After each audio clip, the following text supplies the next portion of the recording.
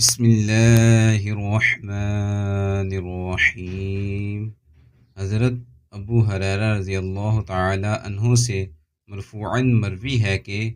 جس شخص نے ہدایت کی طرف بلایا، اس شخص کے لیے ان لوگوں کے اجر کے برابر اجر ہوگا جنہوں نے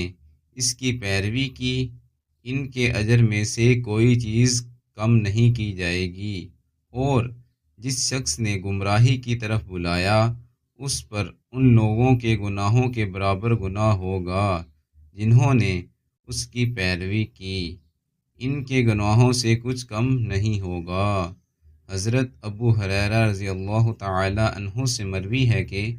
نبی صلی اللہ علیہ وسلم نے فرمایا، جسے یہ بات پسند ہو کہ وہ ایمان کا ذائقہ محسوس کرے تو کسی بھی شخص سے اللہ کے لیے محبت کرے۔ دوستو، اللہ تعالی ہمیں ان احادیث مبارکہ پر عمل کرنے اور اپنی زندگیوں کو سنوارنے کی توفیق عطا فرمائے، آمین۔